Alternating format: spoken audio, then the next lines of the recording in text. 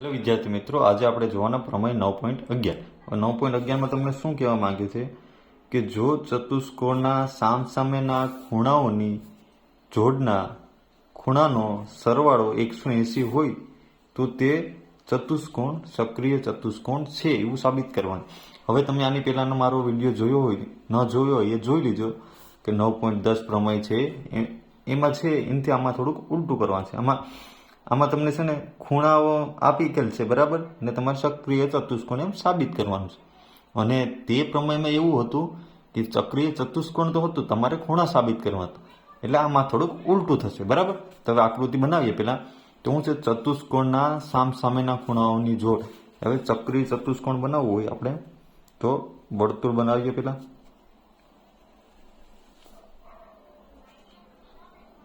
બરાબર, ચતુષ્કોણ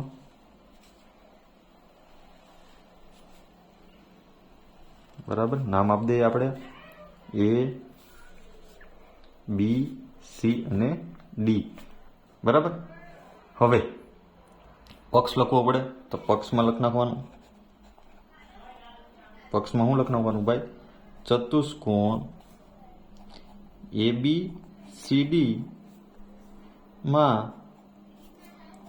ખૂણો એ પ્લસ ખૂણો સી બરાબર 180 આપેલ છે ને. સામસામેના ખૂણાઓની જોડના ખૂણાનો સરવાળો 180, એટલે સામસામેના ખૂણાઓની જોડના સરવાળો 180 એમ લખી નાખ્યું. હવે શું લખવાનું આવે? સાધ્ય. સાધ્યમાં શું આવશે? આપણે શું સાબિત કરવાનું છે કે ભાઈ જો સાબિત શું છે? સક્રિય ચતુષ્કોણ છે એવું સાબિત કરવાનું છે. તો લખ નાખીએ કે ચતુષ્કોણ એબીસીડી સક્રિય ચતુષ્કોણ છે, બરાબર, એવું આપણે સાબિત કરવું. હવે સાબિતી કરીએ. સાબિતીમાં આપણે ખબર છે કે ભાઈ ચોરસની ચારેય બાજુનો સરવાળો કેટલો થાય? 360 થાય. તો ખૂણો એ પ્લસ ખૂણો બી પ્લસ ખૂણો સી પ્લસ ખૂણો ડી બરાબર 360 થયું. એ ખબર છે આપણે. હવે તમને આમાં શું આપેલ છે? પક્ષમાં એ અને સી નો સરવાળો 180 છે. મતલબ એ અને સી ને કાઢી નાખીએ, એની જગ્યાએ આપણે 180 લખીએ તો પછી વધે હું? ખૂણો બી પ્લસ ખૂણો ડી બરાબર 360 આવે. અહીં લખ નાખે ભાઈ પક્ષ, બરાબર. એટલે ખબર પડે કે ભાઈ પક્ષમાં આવું છે. હવે 180 નો ઓલી બાજુ લઈ જાઓ તો શું વધશે? ખૂણો બી પ્લસ ખૂણો ડી બરાબર 360 અંશ માઇનસ 180. હવે 360 માંથી 180 બાદ કરો તો શું વધે? 180 જ વધે ને. તો ખૂણો બી પ્લસ ખૂણો ડી બરાબર 180 મેળવ્યા, બરાબર. હવે ખૂણો બી છે, જે આ ખૂણો બી અને આ ખૂણો ડી, એને લખવું હોય તો આપણે આખી રીતના તો એ ખૂણો એ બી ને સી લખી કે ના, ખૂણો એ બી સી પ્લસ ખૂણો આમ લખવું તો એ ડી સી લખી કાંઈ ને, એ ડી સી બરાબર 180. આવી રીતના લખી કાંઈ ને. આનું હું સમીકરણ 1 કહી દઉં, બરાબર. હવે એટલું મેળવ્યું. હવે જો આપણે આને સક્રિય ચતુષ્કોણ જો સાબિત કરવું હોય, બરાબર, સક્રિય ચતુષ્કોણ એટલે કે વર્તુળની ચારેય ખૂણામાં ટચ થતા હોય, બરાબર, ચતુષ્કોણ બનતો હોય સક્રિય ચતુષ્કોણ કહેવાય, બરાબર. એટલે મતલબ કે વર્તુળની ચારેય બાજુ જે ચતુષ્કોણ બનાવવાની છે એ વર્તુળને ટચ હોવી જોઈએ, તો જ એ સક્રિય ચતુષ્કોણ કહેવાય. હવે આપણે એક એવી ધારણા કરીએ કે ભાઈ આ ખૂણો ડી છે, બરાબર, એને કામ લંબાવી દઈએ, વર્તુળની બરાબર કાઢી નાખીએ કે આ વર્તુળની અંદર લઈ લઈએ, અને જો એમાં કંઈ ચેન્જીસ થતો હોય, બરાબર, તો કહેવાય કે ભાઈ આ સક્રિય ચતુષ્કોણ છે. ને ચેન્જીસ ન થતો હોય, બરાબર, તો સક્રિય ચતુષ્કોણ ન કહેવાય, બરાબર. આપણે આ ડી છે એને છે ને કાં તો લંબાવીએ કાં ટૂંકાવીએ. તો આપણે હું એને એવી રીતના પોઈન્ટ બનાવું કે ભાઈ આ ડી ને છે હું થોડુંક એકવાર અંદર લાવું, તો આ ડી અહીં આવી, એકવાર બરાબર લાવું, અહીં હોઈ શકે, બરાબર. આપણે ધારણા કરી આવી. કેવી ધારણા કરી? કે આ ડીને મેં લંબાવ્યો, કે આ ડીને મેં ઝુકાવ્યો, બરાબર.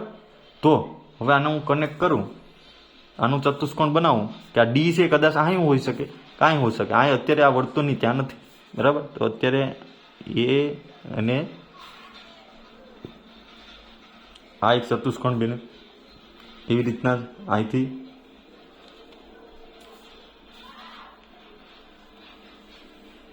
આ એક ચતુષ્કોણ બને, બરાબર.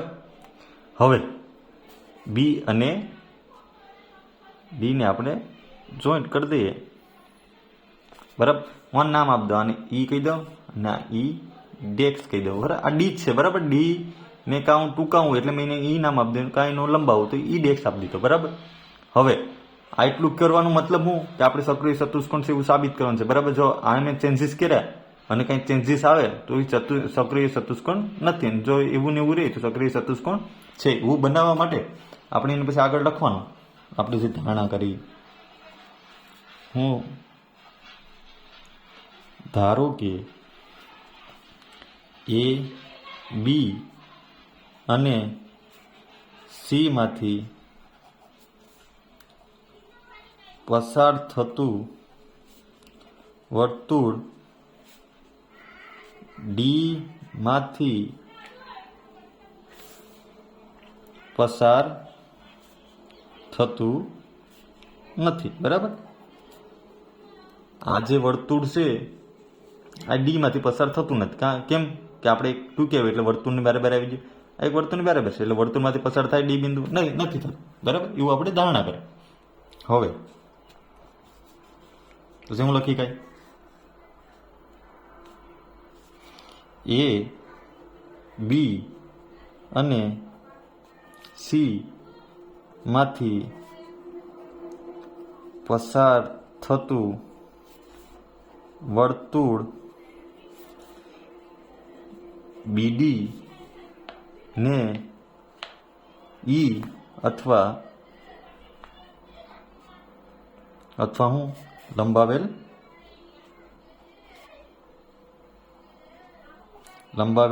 બીડી ને ઈ ડેક્સમાં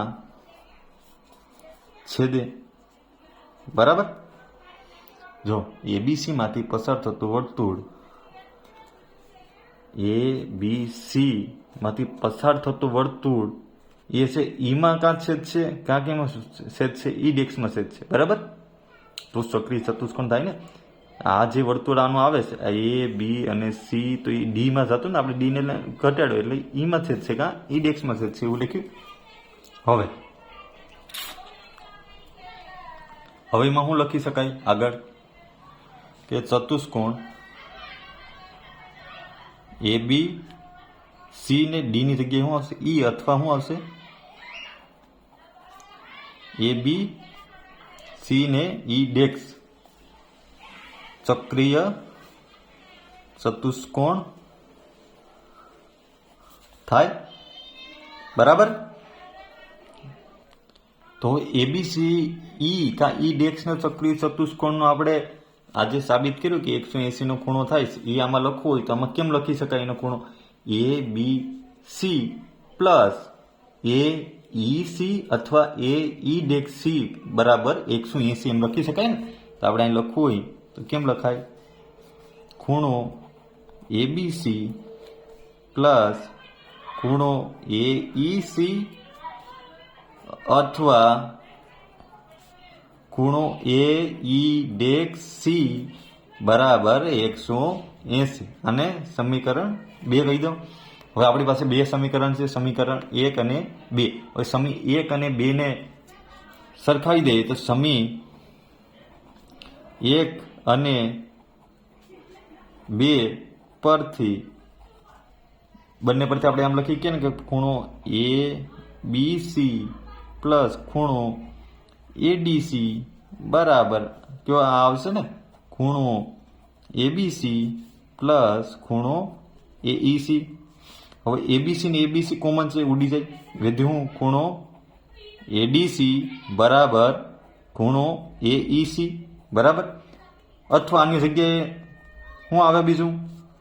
ખૂણો એ ઈ ડેશ સી આવશે, બરાબર? આ મળે.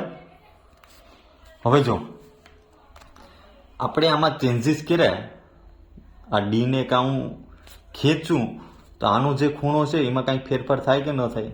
થાય ને.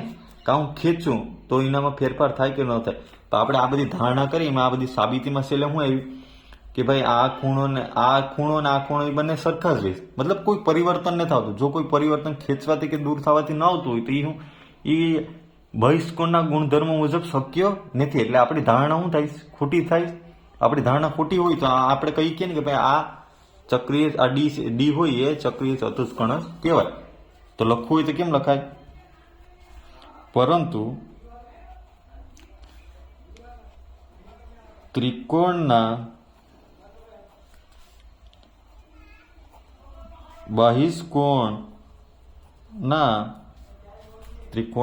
બહિષ્કોણના ગુણધર્મ મુજબ આ શક્ય નથી, બરાબર? તેથી આપણી ધારણા ખોટી છે, બરાબર? તો આપણે શું કહીએ કે ભાઈ એ બી અને સી માંથી પસાર થતું વર્તુળ ડી માંથી પસાર થાય છે. તેથી ચતુષ્કોણ એબી સીડી સક્રિય ચતુષ્કોણ છે, બરાબર? જે સાબિત થાય છે. રેડી? આમાં આપણે એવી ધારણા કરી કે ભાઈ આ જે ડી બિંદુ છે એ વર્તુળની અંદરની સાઈડ કે બહારની સાઈડ આપણે ખેંચી લીધું, એનાથી પસાર થતું નથી, બરાબર? આપણે ઈમાંથી થાય ક્યાં? ઈ ડેક્સમાંથી પસાર થાય. એટલે આપણી ધારણા ખોટી પડી. એટલે કહી શકાય કે ભાઈ આ ચક્રીય ચતુષ્કોણ છે એબીસીડી, બરાબર? આપણે ઊંધા કાન પકડાય થોડા. વિડીયો પસંદ આવે તો લાઇક એન્ડ સબસ્ક્રાઈબ કરતા ભૂલતા નહીં. Thank you.